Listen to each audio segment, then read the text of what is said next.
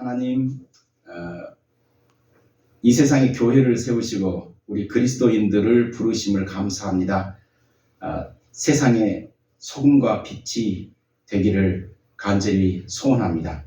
이 땅에서 하나님의 영광을 드높이는 우리 교회와 그리스도인이 되도록 우리를 인도해 주시고 참 생명의 길로 우리를 끌어주시기를 간절히 원합니다. 이 시간 우리 모두에게 자비와 은혜를 베풀어 주시고 진행하시는 우리 강 목사님에게도 풍성한 은혜를 베풀어 주옵소서.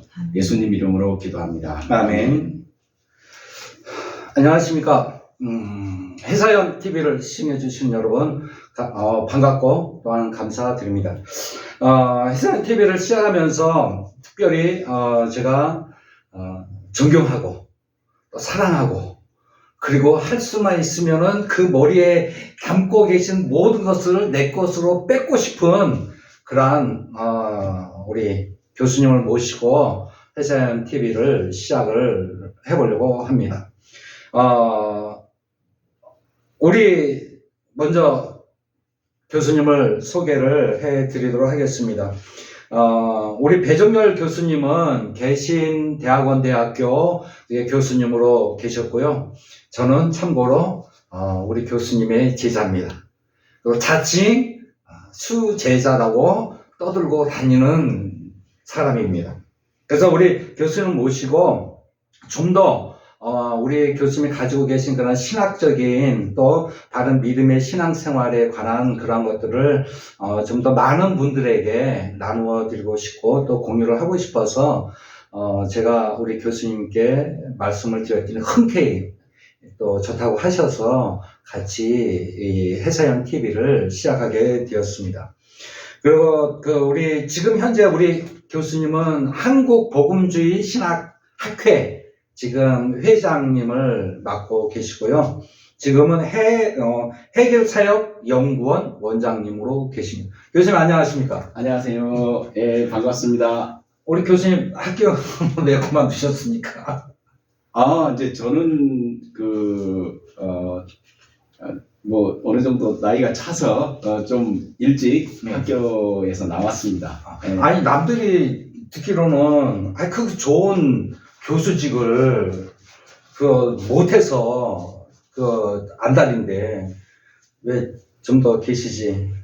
예, 이제 그동안 여러 이제 한국교에 대한 고민도 있었고 또 교수 활동하면서도 늘 이제 한국교회 대안을 찾아야 되고 또 활로를 모색해야 되지 않느냐 하는 그런 고민들이 있었는데 그런 고민을 거창한 건 아니지만 제 나름대로 역할을 해야 되지 않겠나라는 이제 그런 일종의 조그마한 그 부담감 때문에 이제 학교를 이제 좀 조기 퇴직하고 그리고 학교에서 이제 명예교수로 지금 있습니다. 학교가 완전히 연을 끊은 게 아니고 그렇게 하면서 이제 해결사역연구원을 시작을 했는데 이제 이 해결사역연구원은 목회자들이 이제 개척할 수 있도록 이제 함께 고민하고 길을 열고 거기에 필요한 프로그램이나 또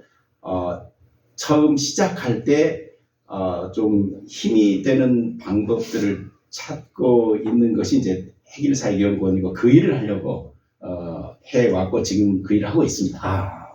그러면 해결사역연구원 만드시게 된 게 혹시 저 때문에 아이디어를 얻으셔가지고 시작하신 거 아닙니까? 이게 그럴 수도 있죠. 우리 강 목사님은 늘 옆에서 늘 저에게 자극을 주시고 이거 이렇게 해야 되지 않냐고 또 어느 때는 또 이렇게 또 이제 진정한 마음속에 우러나는 고민, 갈등, 또 거룩한 부담 이런 것들을 저한테 바로바로 말씀을 해주시니까 저로서도 이제 생각해 볼 수밖에 없는 거죠. 아유 감사합니다. 수제자 맞죠? 그러면 현재 지금 한국복음주의 신학학회 회장님을 맡고 계시잖아요. 예, 신약학회. 신약학회. 예. 근데 많은 분들이 한국복음주의 신약학회 학회를 잘 모르시니까 이 기회를 통해서 한번 간단하게 소개도 해주시죠. 예, 우리나라에는 이제 한국 복음주의 신학회가 있습니다. 여기는 상당히 이제 좀 신학적 입장은 보수적인 입장에 있는 학회이고, 그 교수님들과 또 후원 학교가 모여서 결성된 단체고, 그 밑에 여러 분과가 있는데, 그 중에 저는 한국 복음주의 신약학회 분과, 거기에 이제 그 회장을 이제 맡고 있습니다.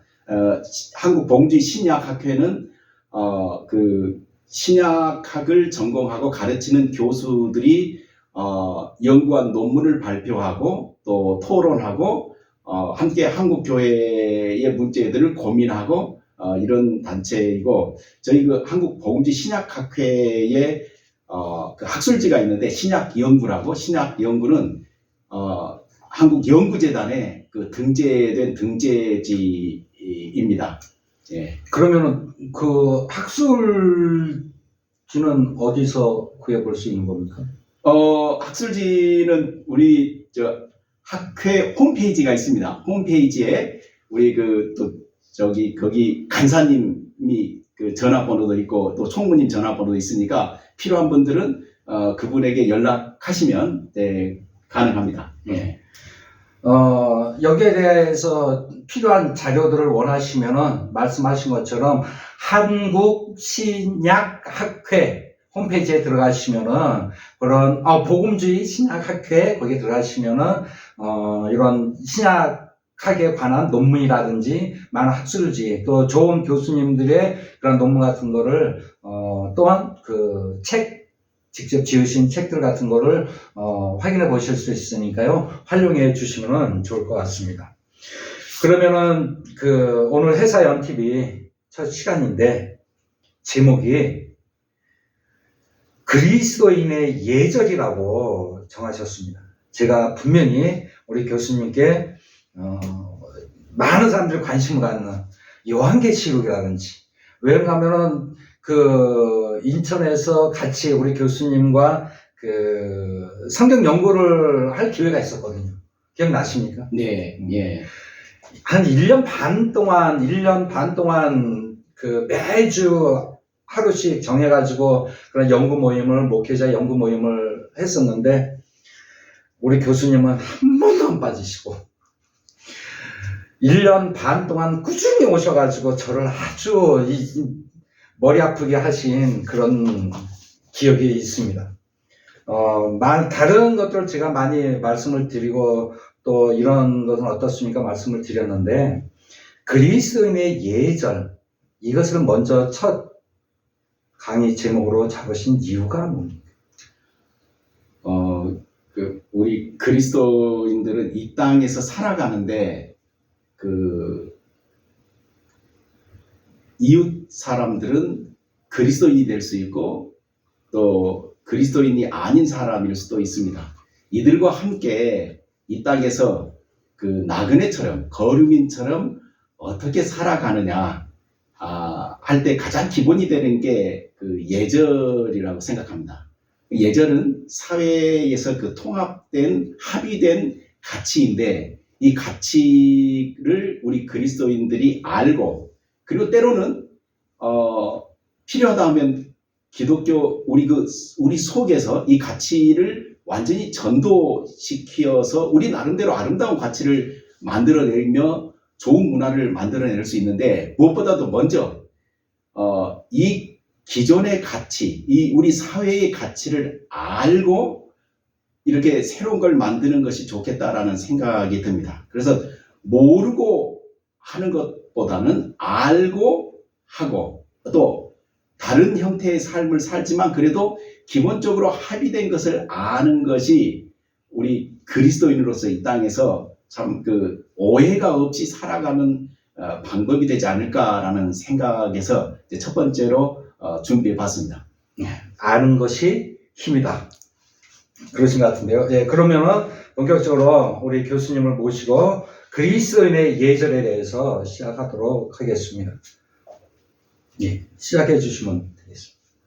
뭐, 그 예절이라고 하면은 그 인간 관계에서 다른 사람들에게 어떠한 태도를 가져야 되느냐라는 그 태도 방식에 이제 관한 것인데, 이 태도 방식은 이제 국가마다, 나라마다 좀 차이가 있고, 또 그렇게 된 것은 문화가 다르고 가치관이 다르기 때문에 되어진 일입니다. 그래서 어떤 그 예절도 예절 자체에 초점을 맞추는 게 아니라 그동안에 이 예절이 형성된 그 중요한 가치, 역사 이런 것들이 어떻게 영향을 끼쳤는지 그걸 이해하는 것이 더 먼저 필요하다고 생각합니다. 그러면은 여기 보니까 영국, 예. 영국, 프랑스, 미국, 일본, 한국 이렇게 분류를 하셨는데 한번 설명을 해주시죠. 그러니까 이 영국에는 이제 가장 큰 가치를 이제 기사도라고 알려졌습니다. 기사도는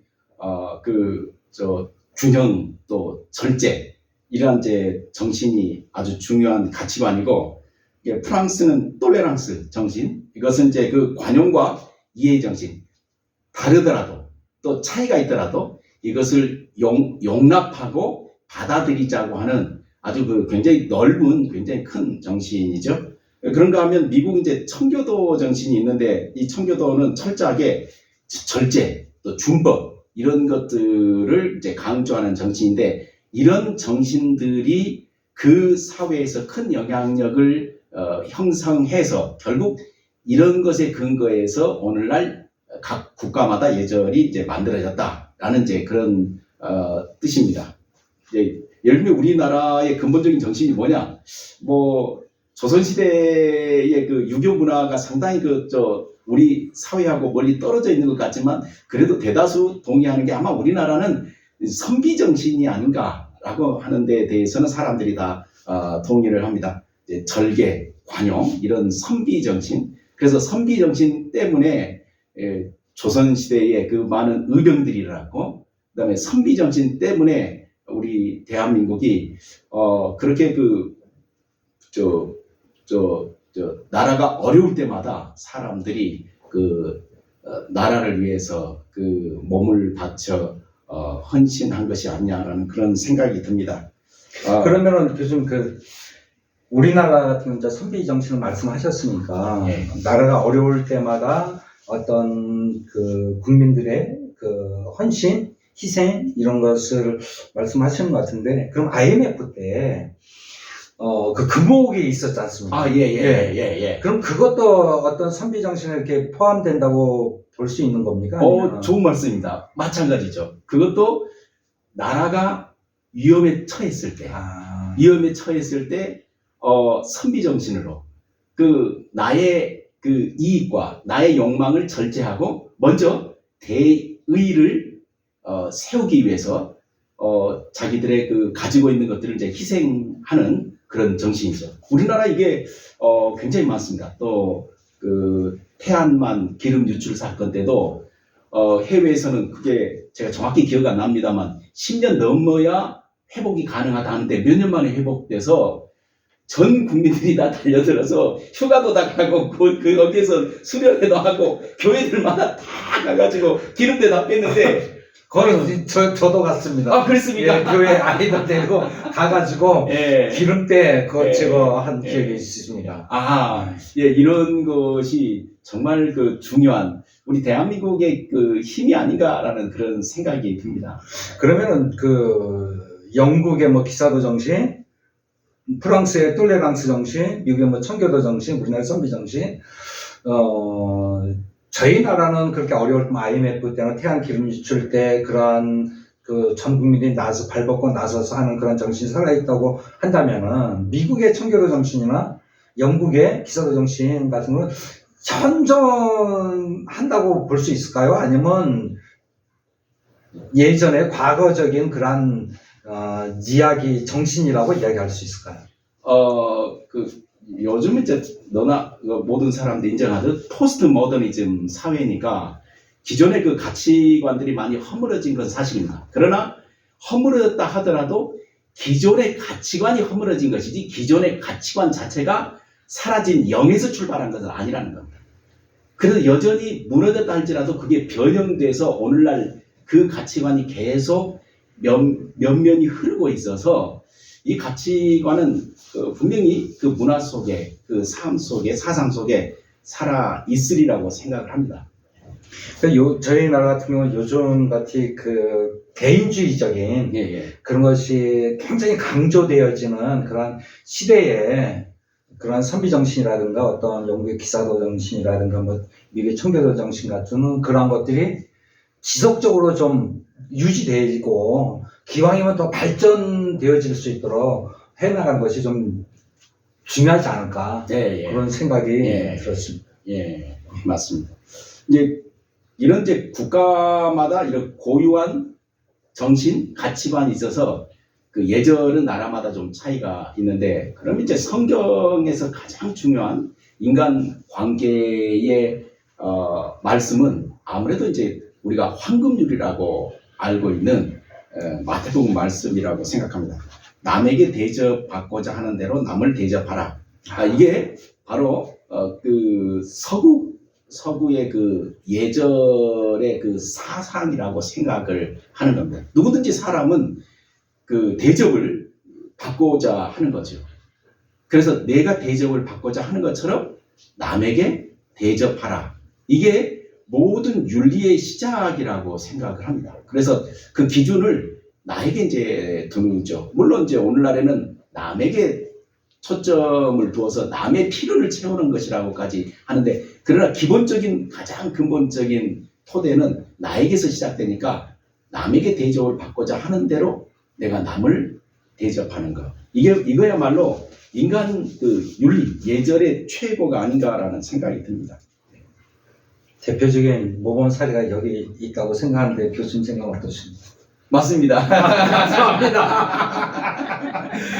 수제자 맞습니다. 계속 가시죠. 예. 이제 그 기독교 초대 기독교 기독교에 보면 초대 성경이 나왔고 초대 문화에도 있는 것 중에 하나가 거룩한 입맞춤입니다. 성도들이 모이면 입맞춤. 이게 신약 성경에서 굉장히 강조를 했는데, 그게 왜 상징적으로 굉장히 중요한 문화이면서 그 기독교 정신이 들어간 행동이냐 하는 것은 이것이야말로 그때 당시에 그 계층, 또 그때 당시에 사회 신분을 뛰어넘는 상징적인 행위이기 때문에 그렇습니다. 그때 당시에 이제 사람들은 입맞춤을 하더라도 귀족은 귀족끼리, 평민은 평민, 종은 종 했는데, 성경은 그걸 뛰어넘어서 평민과 귀족, 노비와 노예와 귀족, 노예와 평민도 그리스도 안에 있으면 이 입맞춤을 함으로써 한 형제라는 것을 보여주었는데, 이거야말로 가장 중요한 핵심적인 메시지를 전달하는 기독교 사상이 아닌가라는 생각이 듭니다. 그러니까 이렇게 초대교회가 이걸 만들어 갔는데, 우리 한국교회에서도 정말 한국교회의 정신을 담은, 성경의 정신을 담은 이런 문화들을 만들어가는 것이 하나의 그 예절의 그 과제 중에 하나가 아닌가라는 그런 생각을 합니다. 교수님, 서양, 이제 유럽이나 중동 쪽에서는 만나는 이제 입맞춤을 통해서 그런 어떤 거룩한 입맞춤을 통해서 하나 되어지는 그런 예절의 범주에 들어간다고 한다면은 저희 나라 같은 경우는 절하는 거 있지 않습니까? 예. 이렇게 뭐 어린이들 찾아뵀을 때 절하는 거. 근데 요즘은 그런 절하는 예절이 많이 사라진 것 같은데, 예. 그런 것은 또 어떻게 거룩한 입맞춤과 우리나라의 어른을 찾아뵙고 절하는 그런 것의 어떤 연관성 같은 거는 없을까요? 그것도 굉장히 우리나라의 좋은 문화 중에 하나죠. 출 필고 반 필고.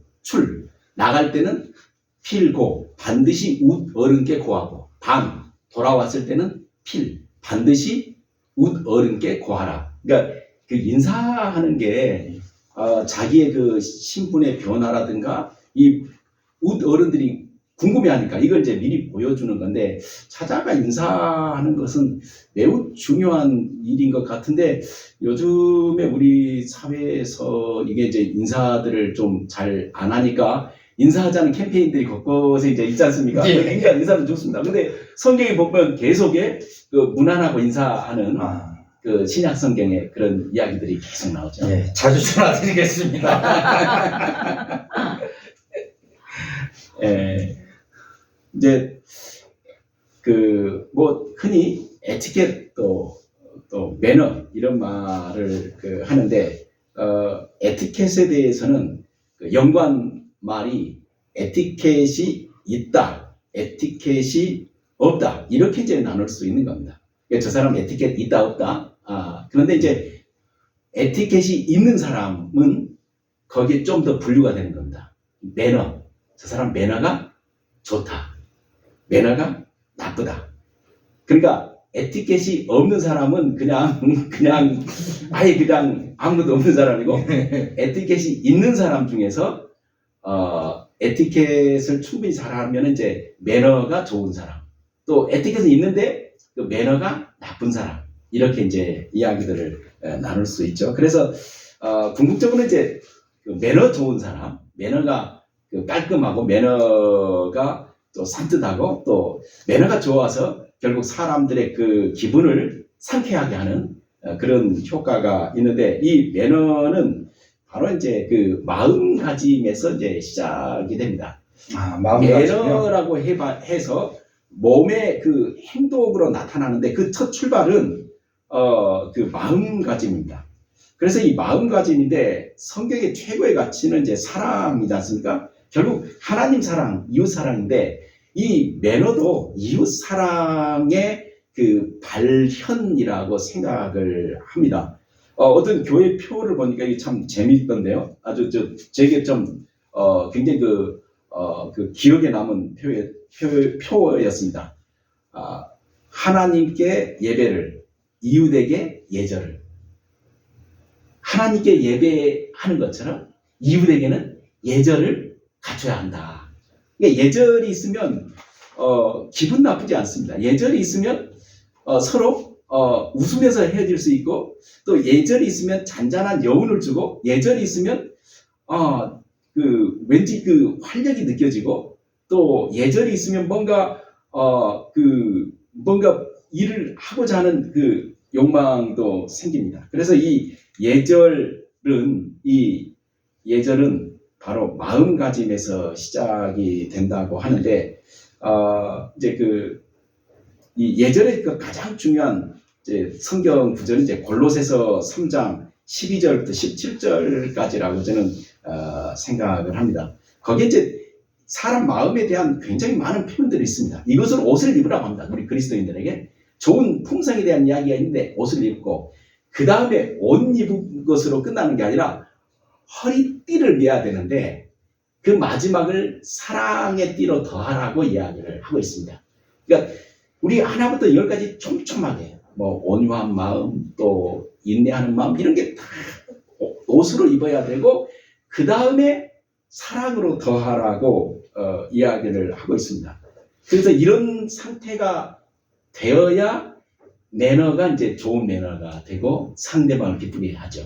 근데 사랑이 없으면은 다른 얘기로 하면 매너가 없다, 뭐 예절이 없다 이렇게 아니 딱 구분지어서 결론을 지을 수는 없지만은 뭐 다르게 얘기하면은 가족 간에 뭐 우리 교수님과 저와의 제자와의 관계 속에서 사랑의 근본적으로 자리를 차지하고 있으니까 매너도 지키고 예절도 지키고 하지만은 낯선 이웃 제3자를 대했을 때 그런 매너와 예절이 사실은 그 사랑과 이렇게 엮이는 좀 안 되는 측면이 있거든요. 그랬을 때 그것을 어떻게 표현을 해야 할지 그것도 하나의 그 보편적인 넓은 의미의 사랑 속에 집어넣어서 그런 매너와 예절을 지켜야 될까? 아니, 나 저 사람 사랑하지도 않는, 처음 봤는데, 내가 뭐 예절 지킬 필요 있어? 뭐 매너 지킬 필요 있어? 뭐, 이런, 게 생각할 수도 있을 것 같거든요. 그렇겠습니다. 예, 그렇게 되는데, 이 매너나 예절 이것도, 친밀도에 따라서 달라지지 않겠습니까? 아, 그렇죠. 그러니까 처음 본 사람은 친밀도가 머니까, 떨어지니까 거기에 합당한 예절을 지키면 되겠죠. 처음 본 사람에게 팍 껴안고 이렇게 허그하고 이건 어려울 것 같지 않습니까? 처음 보는 사람은 눈 인사라도 하고 어느 정도 좀 친밀도가 깊어지고 서로 이제 마음을 트면은 이제 악수라도 하고 그다음 이제 친해져야 아주 친하게 하겠죠. 그래야 서로 부담이 없겠죠. 이 부담을 주는 것도 매너에 좀 좋은 매너는 아닌 것 같다는 생각이 듭니다. 네. 알겠습니다. 네, 결국 이제 이 마음가짐, 우리 강 목사님 그 말씀하셨는데, 사랑이 있어야 좋은 그 매너가 나오고 예절이 나오는데, 결국 사랑이라는 것은 그 핵심으로 자리를 잡고 있죠. 그러니까 결국 사랑이 있어야 언제 어디서든지 이제 좋은 예절이 나올 수 있겠죠. 근데 이 마음가짐이 이렇게 사랑으로 충만할 때 이제 밖으로 드러나는 것은 이제 두 가지입니다. 표정과 말씨, 또 하나는 이제 자세와 행동으로 나타납니다. 표정과 말씨. 먼저 이제 표정과 말씨를 보면 사람들이 이제 표정과 말씨를 보고 들음으로써 그 사람의 이제 마음을 읽어냅니다. 제일 안타깝게 생각하는 것은 목사님들은 성도들을 굉장히 사랑합니다. 그렇죠. 그렇죠. 엄청 사랑합니다. 사랑합니다. 예, 사랑합니다. 그런데 표정이나 말씨가 마음은 사랑한데 얼굴은 그렇지 못한 경우. 이건 또 다른 위선이라고 생각합니다. 그러니까 마음이 사랑으로 있으면 표정도 사랑으로 나타나는 연습, 훈련이 필요한 거죠. 물론 저는 이걸 반대하고 이걸 마음에 사랑이 하나도 없는데 위선으로 사랑이 있는 것처럼 한다. 이건 위선이죠. 근데 대다수 목사님들은 사랑이 있는데 얼굴로 그것을 표현하지 않으니까 성도들이 오해할 수 있다는 겁니다. 우리 교수님이 저를 얼마나 사랑하신지 표정으로 한번 보여드리겠습니다. 자, 교수님 준비하시고 시작! 감사합니다. 이만큼 저를 사랑하고 있습니다. 수제자 맞습니다. 그래서 이제 그 표정인데 사람들은 이제 표정이 밝은 사람을 좋아합니다.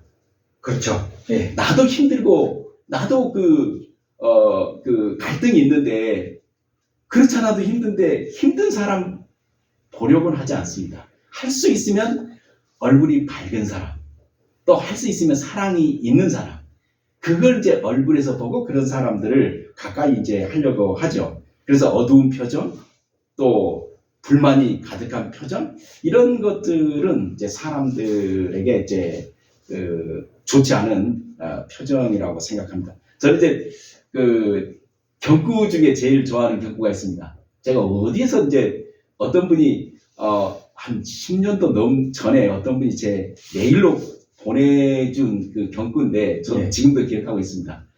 낙하산과 얼굴은 펴져야 산다. 낙하산과 얼굴은 펴져야 산다. 아, 낙하산은 비가 뛰어내렸는데 앞에 좀 죽으니까. 그렇죠.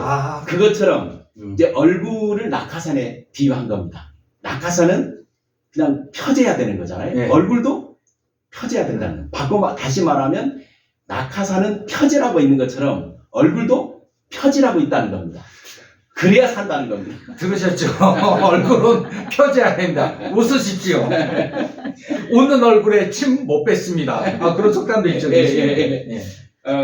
결국 성도들도 교회에서 또 가정에서 밝은 표정으로 자녀들을 대하고 밝은 표정으로 서로 성도들이 사랑하고 그 환영을 하면은 처음 오는 사람, 교회 처음 오는 사람들이 나를 환영하구나, 나의 설 자리가 있구나, 이걸 심리적으로 느끼게 될 겁니다. 근데 자녀에 대해서도 밝은 표정으로 하지 않고 항상 어두운 표정으로 해서 자녀를 그렇게 대한다면 자녀는 이렇게 오해할 수 있습니다. 아, 우리 집에 내가 설 자리는 없구나. 그러면 이제 갈등이 생기는 거죠. 그러니까 사람은 누구든지 오면 영접하고 환영하고 너는 여기에서 살 수 있다. 너의 자리는 이제 분명히 여기 있다. 이걸 심리적으로 줘야 되는 사인인데 이 사인 중에 가장 강력한 사인이 표정. 바로 표정이라고 생각합니다. 그렇게 말씀하시니까 갑자기 생각이 나는데 학교 입학하자마자 대학원 1학년 1학기 때 왜 그러셨습니까? 우리 교수님이 제가 입학을 해서 그 수업을 들어갔는데 이런 말씀 드리면 안 되지만 그때는 바늘을 찔러도 피 한 방울 안 나올 것 같으셨거든요. 근데 어느 순간 이렇게 표정이 변하셔가지고 저를 사랑하는 마음으로 이렇게 대해주고 계십니다. 예. 갑자기 교수님을 뵈니까 예. 자꾸 예전에 예. 그런 생각이 자꾸 납니다. 예. 예. 그, 또 이제 표정도 중요하고 또 말씨도 중요한데, 여러 이제 말에 대한 전문가들이 있으니까 그분들의 그 도움을 받으면 될 것 같고, 가장 기본적인 것은 그 말은 호흡에 따라서 호흡을 의지하면서 하라는 겁니다. 호흡과 함께 말을 해야지 호흡과 그 엇박나게 말을 하면 본인도 힘들고 그 말이 끊긴다라고 이제 그런 전문가들의 이야기가 있습니다. 또 그 말은 그 힘이 빠진 말씨 그러면 듣는 사람도 힘이 빠지죠. 가령 목사님의 설교가 힘 빠진 설교를 하시면 듣는 분들도 모두 다 힘이 빠질 겁니다. 그러나 너무 힘이 넘쳐서 예, 부담스러워합니다. 힘이 넘쳐서 하시면 왠지 모르게 저 목사님의 저 힘 나도 좀 가져야 되겠다. 왠지 그 목사님 그 의지하고 싶은 그런 마음도 들겠죠. 그러니까 그 말을 그러니까 이 말도 나에게는 힘이 하나도 없는데 힘이 있는 것처럼 위선을 떠올라는 말이 절대 아닙니다. 이 내 마음속에 정말 하나님의 그 용서와 그리스도의 사랑으로 가득 채워서 이것에 근거해서 사람들에게 말도 함으로써 정말 그 우리 그리스도인이 이 땅에서 다 소망이 없다고 할 때 우리 소망이 있다. 다 안 된다고 할 때 우리 다시 한번 해보자. 정말 절망적인 그 상황 속에서도 하나님은 우리를 사랑하신다. 이런 마음속에 깊은 이것이 이제 나오는 것이 정말 그 예절에서 중요한 게 아닌가라는 그런 생각이 듭니다. 이제 다음은 이제 자세와 그 행동입니다. 자세와 행동. 이제 자세와 행동인데 이제 그것은 이제 우리 몸가짐입니다. 몸가짐. 일종의 그러니까 몸으로써 사람들에게 어떤 메시지를 주고 또 사람들을 불편해하지 않게 하느냐 하는 거죠. 이제 여기는 이제 동양과 이제 서양의 좀 차이가 있습니다. 동양의 그 예절의 가장 큰 원리는 이제 겸양했죠. 자기 스스로를 딱 주는 거죠. 그죠? 그래서 상급자에게는 먼저 인사를 하고 예를 취한다고 하는 거죠. 특히 이제 예를 취할 때 동양에서는 이제 약간 고개를 숙이고 눈은 절대 상급자를 이제 보지 않았죠. 이렇게 보지 말고요. 그런데 이제 서양은 서양 저는 이제 동양이 좋다 서양이 좋다 그게 아닙니다. 로마에서는 로마의 법을 따르라는 것처럼 동양에서는 동양답게 또 우리나라는 우리나라답게 또 해외 나갔을 때는 그 서양의 그 법도에 맞게 하자는 것이어서 알자는 뜻으로 이야기를 하는 겁니다. 서양의 그 예절의 그 원리는 당당함입니다. 한 인격체로 당당하게 서로 인간 대 인간 1대1로 이야기하는 겁니다. 그래서 아까 동양은 상급자에게는 허리를 약간 숙이고 이렇게 예를 취하는데 서양에는 제1번이 허리를 곧곧하게 펴는 겁니다. 누구든지 아무리 피고 낮은 사람도 높은 사람을 대할 때 허리를 펴고 당당하게 이게 서양의 그 예절의 그 몸가짐 중에 아주 중요한 겁니다. 그리고 또 이제 눈은 대화할 때 항상 상대방의 눈을 쳐다봅니다. 이것은 잠시도 눈을 떼지 않습니다. 근데 우리 동양은 눈을 쳐다보면 왠지 공격하는 것처럼 느껴져서 그걸 이제 피하는데, 그러니까 왜 서양 사람들은 눈으로 상대방 눈을 끝까지 대화하는 동안 쳐다보느냐? 그것은 대화하는 동안에 상대방의 반응, 상대방의 마음을 한순간이라도 놓치지 않기 위해서 하는 겁니다. 그래서 이건 이제 정말 우리가 좀 배워야 될 부분이 아닌가라는 생각이 있습니다. 그래서 상대방의 눈과 표정을 봄으로써 상대방의 감정과 의도를 읽어냄으로써 내가 상대방을 오해하지 않고, 근데 나도 적절한 반응을 하고 더 대화를 이어가기 위한 것이죠. 그러니까 결국 이제 경청한다는 것은 귀로만 듣는 것이 아니라 눈으로 듣는 것이다라는 생각이 듭니다. 눈으로도 듣는 거죠. 그러니까 눈을 한시라도 떼지 않는 거죠. 이제 그래서 서양 사람들의 이제 그 예절 교범이나 이런 걸 보면, 식사 때는 이 사람들은 식사 때도 허리를 숙이지 않습니다. 저희는 이렇게 해서 먹지 않습니까? 네, 오대 버리지 않고. 네. 그래서 허리를 숙이지 않으니까 이렇게 국물 같은 걸 먹으면 옷에 떨어지니까, 네. 그래서 이게 있는 겁니다. 우리나라는 이게 필요 없는 거죠. 네. 요즘 최근에 있는 거죠. 전통적으로 이거 필요 없었으니까 네. 우리는 이렇게 먹는 네. 거야. 근데 서양 사람들은 이렇게 먹으니까 이게 이렇게 이제 먹으니까. 예, 옷에 떨어져. 그러니까 여기 이거 예, 앞치마 같은 거. 예. 그래서 그 사람들은 그 당당. 그러니까 서양에 가서는 서양 로마법을 따르면 됩니다. 예. 그러니까 서양에 가서는 당당한 모습으로 예. 상대를 대해라. 예. 당당하지 않으면 저 사람이 뭔가 비굴하다. 이렇게 이제 잘못된 메시지를 주는 거죠. 뭔가 좀 부족하다. 모든 사람들이 이렇게 당당하게 그렇게 이제 교육을 받는 거죠. 저희 나라에서는 그러면 버릇도 없다고. 네. 우리 저 목사님 계속 계속이야 몇 차례 저희 나라라고 했는데 우리나라입니다. 우리나라. 제 나라. 우리나라. 예, 우리나라. 예. 그래서 저도 이제 많은 분들 이렇게 대하다 보면은 또 이거 강원대 와가지고 이렇게 신앙 안에 계신 분들보다는 안 믿는 그런 사회 속에 계신 분들 많이 접하다 보니까 사실 그런 부분에 있어서 좀 어려움이 많습니다. 자세를 조금 이렇게 말씀하신 것처럼 당당한 자세를 취하게 되면은 상대편이 어떻게 생각을 할까 좀 건방지게 보여지는 부분도 있을 테고, 또 너무 하면 또 너무 비굴하게 하는 거 아닌가 이런 것도 있어서 참 그것을 적절히 맞춰서 하기가 상당히 좀 힘든 부분이 없잖아 있습니다. 그렇죠. 그것도 역시 이제 친밀도에 따라서 하시면 됩니다. 예. 그분이 오해하지 않게 또 사안에 따라서 네. 하는 거죠. 예. 알겠습니다. 이제 근본적인 이제 자세와 행동, 몸가짐의 원리가 이렇고, 그 다음에 이제 호칭인데, 교회에서는 호칭을 쓸 때 반드시 직분의 호칭을 쓰는 것이 필요합니다. 물론 교회 속에서도 형, 동생 할 수 있죠.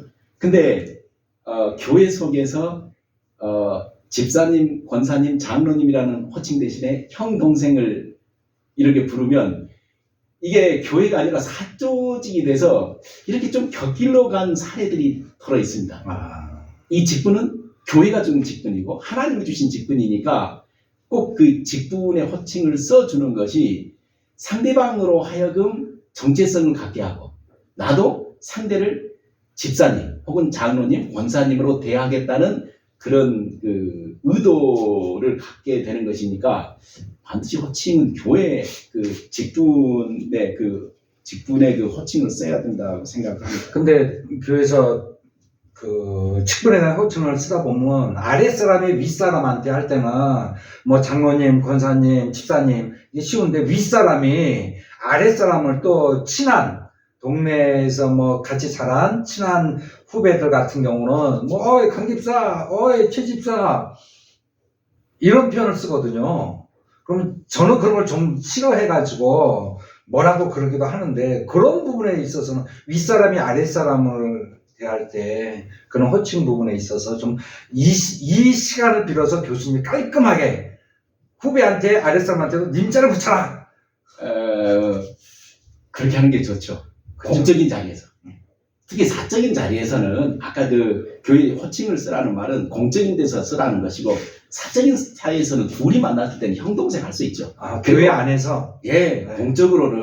공적으로는 호칭을 쓰면서 누구에 대해서도 예를 들어서 뭐 김 집사님 이렇게 윗사람이 아랫사람에게 하는 것이 좋죠. 그러나 이제 개인적으로 만났을 때는 아이 김 집사 이렇게 할 수도 있죠. 그러나 공적으로 할 때는 그 호칭에 또 좀 존칭을 좀 쓰는 것이 좋다라고 생각을 합니다. 네, 확실하게 정리를 하겠습니다.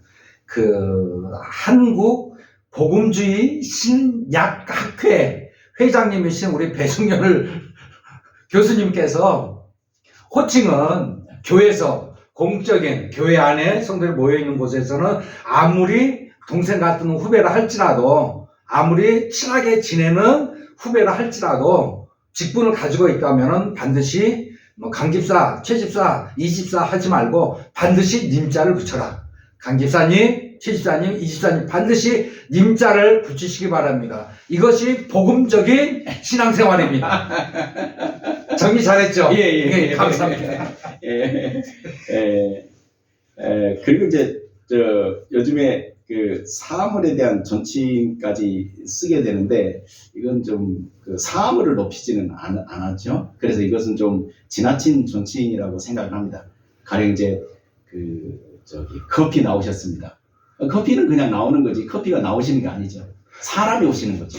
그게 참 알면서도 이거 위에 제가 이제 만약에 이제 교수님 계시면은 교수님 여기 물 나오셨습니다라고 존칭한다고 하면서 이렇게 나도 모르게 나오는 경우가 있거든요. 요즘은 그 텔레비에서 가끔 보면은 그런 이야기들을 하더라고요. 보면은 뭐 예능 프로 같은 데 이렇게 보면은 전화가 오셨습니다. 누구로부터 전화가 오셨습니다. 그래서 저게 맞는 건가 안 맞는 건가 그렇게 저거 안 맞는 것 같은데 라고 생각할 때가 많이 있었거든요. 확실히 정리를 해주시죠. 그러니까 누가 전화하셨습니다. 하셨습니다. 그러니까 전화가 오셨습니다는 안 했죠. 전화가 왔습니다. 그러니까 그러니까 교수님이 전화하셨습니다. 이게 다른 표현인데 근데 요즘 젊은 친구들 같은 경우는 교수님이 하니까 이거 존칭은 아닌 것 같고 하니까 그렇게 표현을 하는 것 같아요. 교수님 전화가 오셨습니다. 이렇게 표현을 하는 것 같아요. 그때는 이제 교수님이라고 했으니까 거기다는 이제 존칭을 했으니까 놔두고 교수님 전화가 왔습니다. 그런 게 자꾸 이렇게 일상생활 속에서 자꾸 그런 부분에 있어서 좀 놓치는 부분이 있는 것 같아요. 그 다음 이제 인사하는 건데, 이제 서양 이야기를 하는 것은 우리가 따라가자는 말이 아니라, 해외에 나갔을 때 참고하라는 뜻으로 말씀을 하는 겁니다. 서양에서는 인사할 때, 허리를 숙이지 않고 당당하게 상대방 눈을 보고 악수를 합니다. 이건 뭐, 아무리 어린이라도 어른한테도 그렇게 합니다. 우리가 볼 때는 상당히 예의가 우리하고 건방지 보이죠. 그러니까 서양에서는 그게 법이니까 그걸 따라가면 되겠죠. 근데 이제 한국에서는 이제, 인사를 할 때 이제 숙이죠. 근데 숙일 때, 고개를 숙이는 거 아닙니다. 허리를 숙이는 겁니다. 허리를 굽혀서. 그렇죠. 허리를 굽히는 거죠. 고개를 숙인다는 것은 극존칭이고 나의 상관이고 최고의 영예를 주는 겁니다. 그러니까 고개는 절대 숙이는 것. 우리 전통적으로 나는 고개를 절대 안 숙인다. 고개를 안 숙이고 허리를 숙이는 게 바로 인사죠. 아니, 그 다시 한번 정리를 해주시면은 보통 저희들이 이렇게 인사를 할 때 누군가 만나서 이렇게 인사를 할 때 그냥 악수하면서 고개를 그냥 까딱 하는 것이 그 기본적인 예절이라 생각을 하고 허리를 숙이는 게 더 높이면서 인사하는 거라고 보통 생각하거든요. 제가 그러니까 다른 사람들도 그럴 거라 생각이 드는데, 그 반대로 오히려 예. 허리를 굽히는 게 그 극존칭의 표현이 예, 아니라 예. 이걸 이제 좀 다시 말씀드리면 인사는 예. 고개를 숙이는 것이 아니라 허리를 굽히는 거다. 허리를 굽히는 것이다. 예. 보통 인사는 인사는. 예. 그래서 이제 인사할 때 뭐 이렇게 하죠. 이제 이렇게 있으면 저도 이제 좀 배웠습니다. 멋진 인사는 그냥 허리를 이렇게 있다가 그냥 이렇게 하는 게 아니라 예. 세 번의 리듬을 타는 겁니다. 처음에 허리를 숙일 때는 빨리 예. 하다가 두 번째는 잠깐 멈춥니다. 예. 세 번째는 서서히. 이렇게 이렇게 해서 이렇게 누가 오면은 네. 이렇게 하는 거죠. 그러니까 다시 한번 하면 빨리 해가지고 멈춰서 서서히 이렇게 하는 거죠. 이걸 이제 이렇게 하는 겁니까? 인사 전문가들은 이걸 퀵, 스탑, 슬로우. 퀵, 스탑, 슬로우. 예. 이제 이게 이렇게 하면은 이제 더 상대방에게 좀 공손해 보이는 이제 그 인사입니다. 예. 그렇게 이제 인사를 그렇게 하는 거라고 저도 그렇게 훈련을 받고 배웠습니다. 예. 그러면 방금 전에 그 머리를 이렇게 한다는 걸 다시 한번 설명해 주시면은 예. 그게 그러니까 고개는 숙이지 않는 거죠. 고개는 숙이지 않는 예. 거. 고개는 이제 뭐 거의 그 경배하는 수준이니까 네. 우리도 고개를 숙이지 않습니다. 정말로 존중한 분에게 이제 고개를 이제 숙이고 보통 이제 우리 전통적인 묵념할 때 고개를 숙이죠. 그러니까 이런 극존칭일 때 이렇게 고개를 숙이는 거고, 물론 이제 허리를 더 많이 숙이면 폴더 인사가 있죠. 그러나 이제 기본적으로 인사는 허리를 굽히는 거죠. 고개를 굽히거나 이렇게 하는 게 아니라. 그래서 그게 이제 가장 기본적인 거죠. 예, 그것도 이제 친밀도나 나의 그분이 이제 나보다 연배가 높거나 나의 그 상관일 때는 이제 좀 그렇게 되고, 또 가까운 이제 대등한 경우일 때는 또 이제 인사가 이제 다른 이제 적절하게 인사를 차리면 되죠. 그러니까 머리는 숙이지 말고 허리를 숙여서 인사를 해라. 예, 허리를 굽히는 거. 예, 허리를 굽혀서 인사를 해라. 예. 폴더처럼은 인사하지 마라. 예, 이제 폴더 반가우면 그렇게 할 수도 있겠죠. 할 수도 있겠죠. 알겠습니다. 예. 또 이제 그 악수를 보면 이제 역시 서양 사람들은 악수할 때 고개 숙이지 않습니다. 높은 사람을 할지라도. 악수하면 그냥 손 내밀고 악수하고 상대방 눈을 쳐다봅니다. 한시라도 눈을 떼지 않습니다. 이제 뭐 제가 본 이제 그 서양의 그 문화입니다. 물론 이제 여기 좀 예외적인 사람들도 있겠지만 근본적인 원리는 당당함. 이걸 끊임없이 이제 가져가는 거죠. 근데 우리는 힘을 빼고 이제 가볍게 이렇게 악수를 하고 이제 흔들죠. 그리고 또 이제 친밀도에 따라서 자꾸 이제 또 이렇게 껴안기도 하고 그러죠. 이렇게 반가우면 그렇게 할 수 있습니다. 예.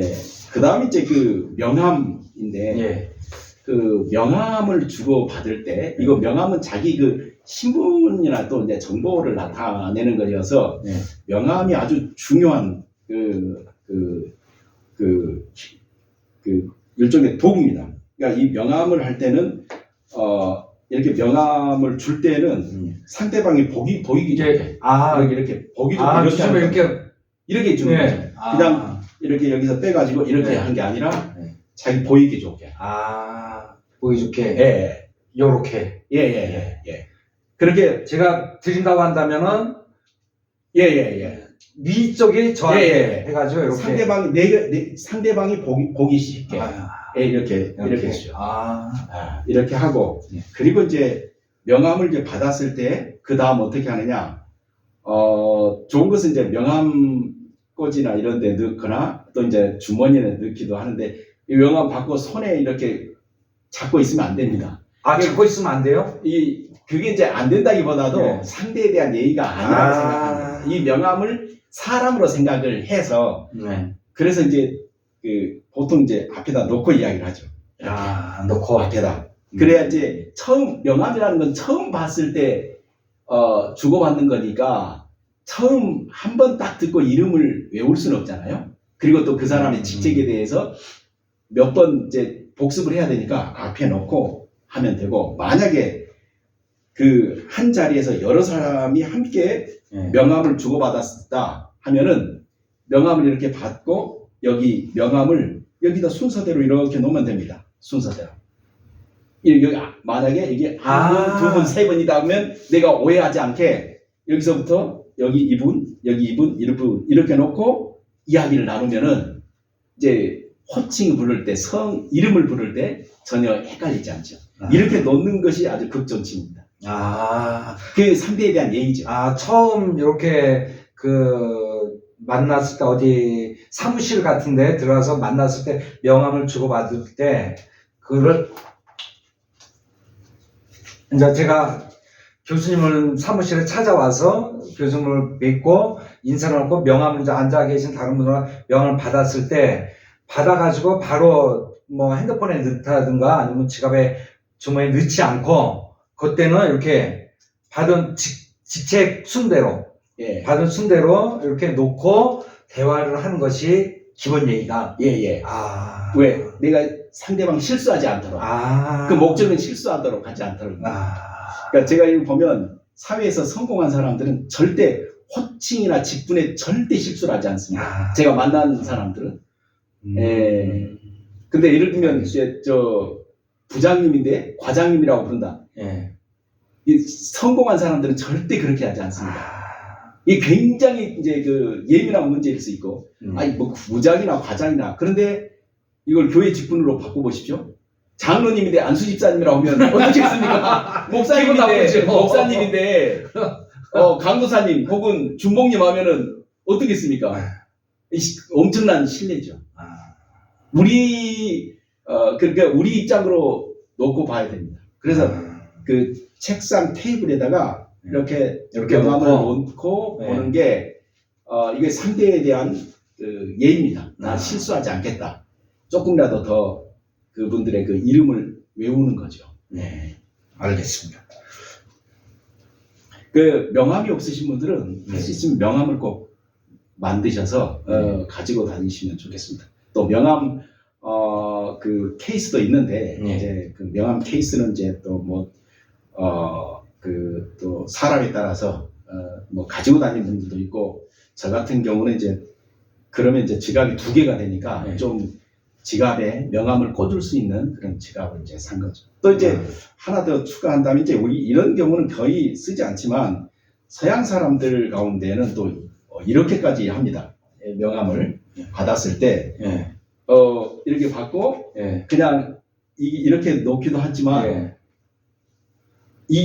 그냥 놓으면 너무 미안하니까 이걸 사람으로 생각하고 이걸 방석이라고 생각하고 자기 지갑 위에 명함 위에다 이렇게까지 합니다. 이게 무슨 예의냐라고 쓸데없는 짓인 것처럼 보이지만 상대방 기분을 좋게 하는 거예요. 난 당신을 존중한다. 이게 또 이제 마음의 표현이고 마음의 반로니까 왠지 기분이 좋아 보입니다. 이왕이면 기분 나쁘게 할 필요가 없죠.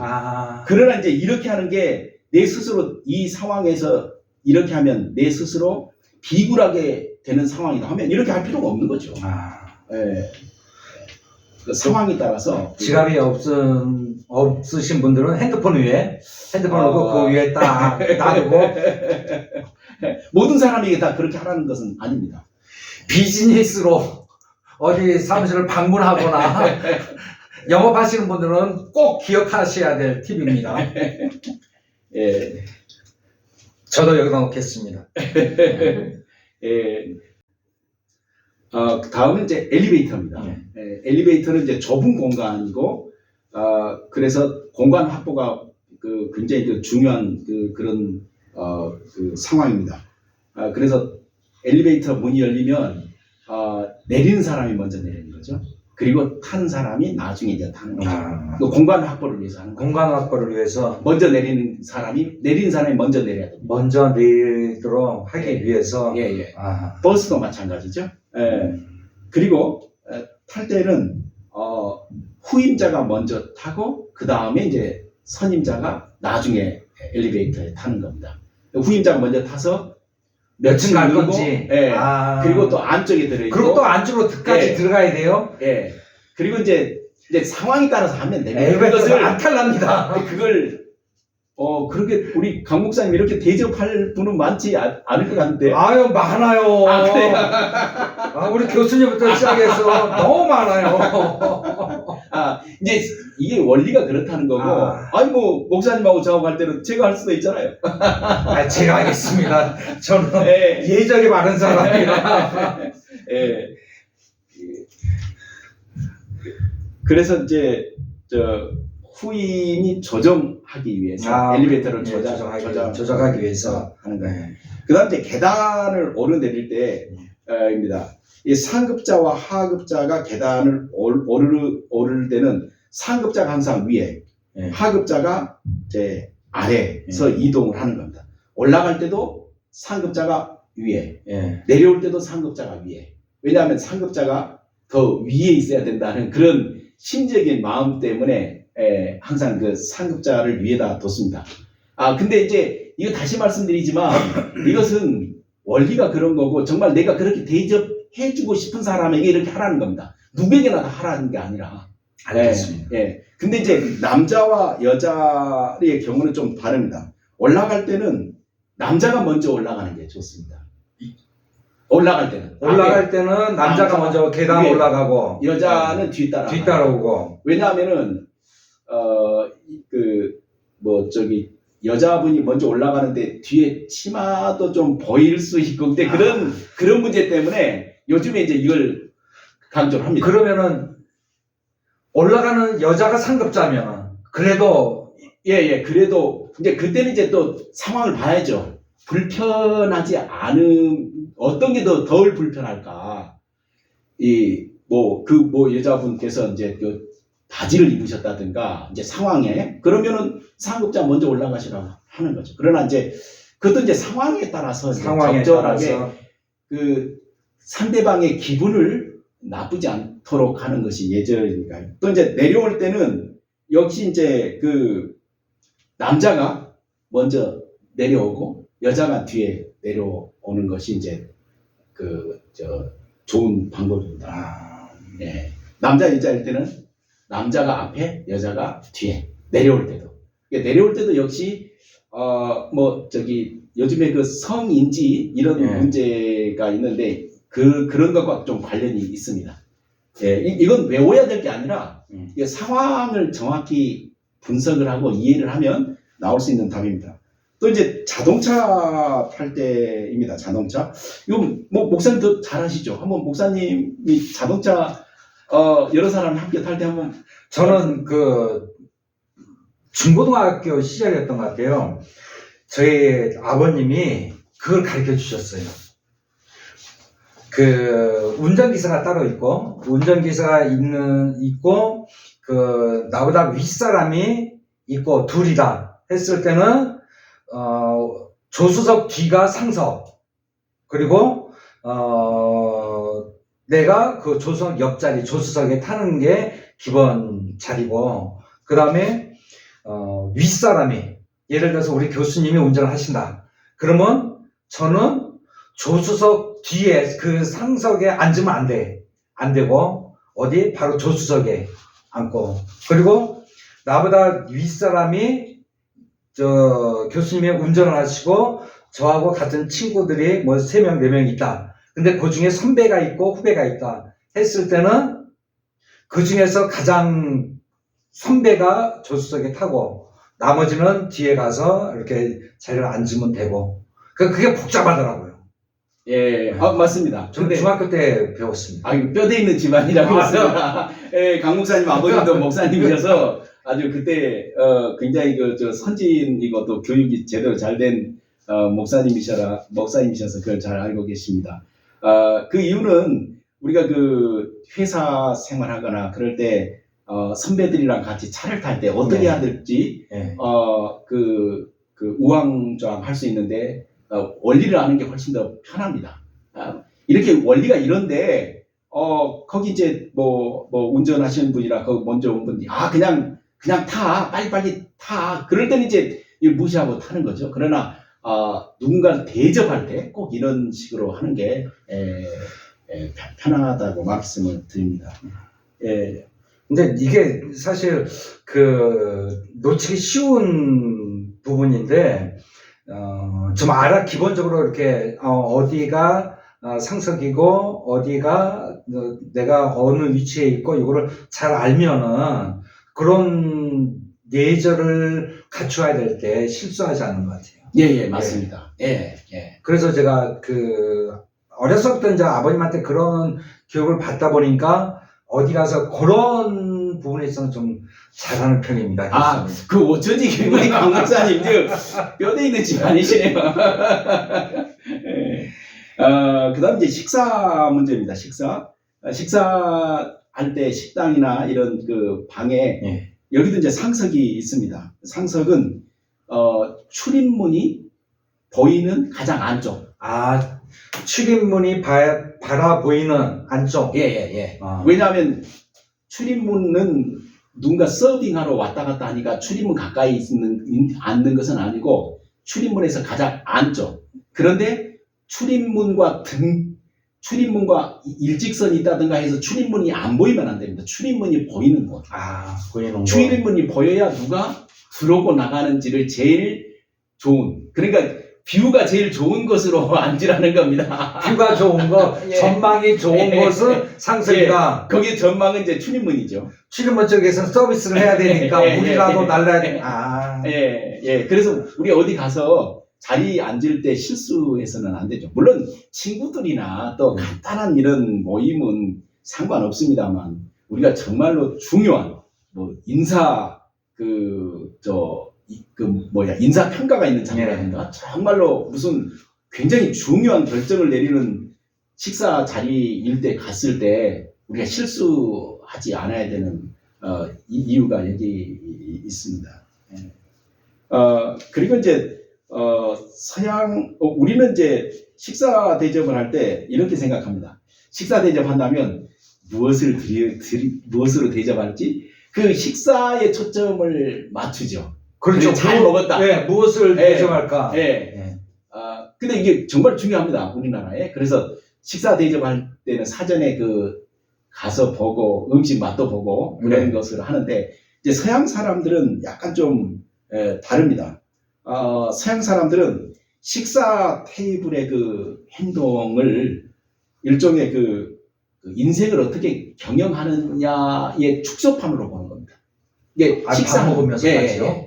그러니까 밥 먹으면서 저 음식을 어떻게 처리하지? 또 예를 들어서 갑자기 그 스푼이 떨어지면 수저가 떨어지면 이걸 저 사람이 어떻게 대처해 가는가 이런 것들도 다 꼼꼼히 봅니다. 그러니까 서양 사람들은 가장 기본이 식사하면서 상대방을 다 평가합니다. 그 사람 먹으면서요? 예. 그럼 소화가 될까요, 그게? 그 사람들은 그래서 식사에서 굉장히 중요한 그 예절이라고 생각을 해서 서양 사람들의 식사 예절이 굉장히 복잡하고 그걸 또 따로 배우기도 하고 하는 이유가 바로 거기에 있습니다. 그러니까 식사를 하면서 우리는 잘 맛있는 거 드리면 되는데 서양 사람들은 식사를 같이 하면서 상대방을 평가하는 겁니다. 그래서 이 사람을 다음에 또 만나야 될지 안 만나야 될지 그 식사하는 자리에서 하는데 예절이 없으면 저 사람은 배우지 못한 사람이다. 평범한 이런 데서는 상관없습니다만 그 상위층으로 또 중위층에서 상위층으로 올라가면 올라갈수록 굉장히 이걸 많이 따집니다. 저희는 그 밥 먹을 때 수저하고 젓갈만 있으면 되는데 예. 서양 사람들은 뭐 스푼 먹는 수저 따로, 예. 뭐 빵 먹는 뭐 포크 따로, 예. 뭐 저 샐러드 먹는 거 따로, 뭐 고기 썰어 먹는 거 따로. 그래서 그 사람들은 예절을 통해서 상대편을 분석을 하려니 예. 그런 것들을 많이 깔아놓고 하는 거군요. 그렇죠. 그것을 어떻게 이것을 경영해 나가고 아. 어떻게 운영해 나가고 그 갑작스러운 돌발 상황에서 저 사람이 어떤 재치로 위기를 넘기느냐 이런 것들을 이제 분석하는 겁니다. 그러니까 서양 사람들이 식사하자는 것은 좋아 나에게 뭘 맛있는 걸 대접하려고 그게 아닙니다. 목적은 그 사람을 평가하려고 하는 거예요. 그러니까 그 식사 자리에서 잘 해서 하면은 저 사람 친구해도 되겠네 판단이 되면 다음에 식사 자리에 또 부르는 거죠. 그러나 처음부터 이게 안 돼버리면 저 사람은 약간 그래 하고 이제 다시는 이제 안 부르는 거예요. 서양 사람들하고 못 놀겠습니다. 너무 복잡해서. 우리는 친밀해지기 위해서 예. 친하니까 우리 같이 밥 한번 먹자. 예. 이렇게 얘기를 하는데 예. 서양 사람들은 상대를 평가하기 위해서 예. 밥을 먹자 해가지고 밥 먹는 와중에 그 사람을 평가한다는 이거죠. 예. 물론 이제 친밀감을 유지하기 위해서 식사는 하죠. 근데 식사하는 동안에 이런 모든 것을 다 생각을 하면서 저 사람 다음에 또 볼 사람인가 봐야 될 사람인가 안 봐야 되는 사람인가를 그 자리에서 이제 평가한다는 겁니다. 상대방 보고. 뭐 친구들이야 그냥 편안하게 식사를 하죠. 예. 그러니까 저희들은 그 밥 먹으면서 이제 윗사람과 이렇게 식사할 때 윗사람이 먼저 수저를 들고 맛을 봐야 저희들은 아랫사람들이 이렇게 먹듯이 예. 그것만 예절이라고 생각을 예. 했는데 서양 사람들은 그 가운데서도 상대를 분석하고 평가하는 것까지 덧붙여진다. 그리고 또 이 사람들은 이제 특히 식사 초대한 그 호스트들은 이게 식사를 어떻게 잘 준비하고 잘 진행하는가 이것도 굉장한 관건입니다. 그리고 거기에서 또 어떤 이야기를 할 것이냐 이런 것들도 굉장히 준비를 많이 합니다. 그러니까 단순히 맛있는 밥만 준비하는 게 아니라 이런 다양한 것을 이제 준비하는 거죠. 예. 그냥 전 한국에서 살랍니다. 너무 복잡합니다. 진짜 이제 예전에 대한 마지막으로 이런 말씀을 좀 드리고 싶습니다.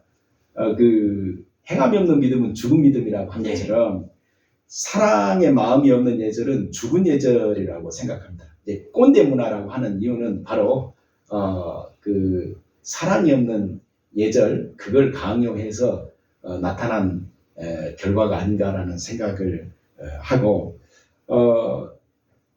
우리 인간은 모두 다 하나님의 형상을 따라 지음을 받았죠. 그러니까 누구든지 그 하나 이유 때문에 사람으로 대접을 받을 필요가 있습니다. 그래서 누구든지 그 사람을 하나님의 형상으로 대우하는데 대접하고 또 그 합당한 예를 취하는데 그것이 바로 이제 예절이고 이 예절은 서로 한 공동체 속에서 합의된 하나의 문화이니까 이걸 하지 않으면 상대방이 오해할 수도 있고 또 상대방이 기분 나빠할 수도 있다는 사실을 이제 말씀을 드리려고 합니다. 그러면은 우리 마무리하는 시점에서 그리스도인의 예절은 사랑이다. 예. 이렇게 정리를 해도 되겠습니다. 예, 그리스도인의 예절의 시작은 사랑입니다. 그리스도인의 시작은 예절의 시작은 그리스도인의 예절의 시작은 혹은 그리스도인의 예절의 근원은 사랑이다. 그냥 그리스도인은 사랑이다. 예.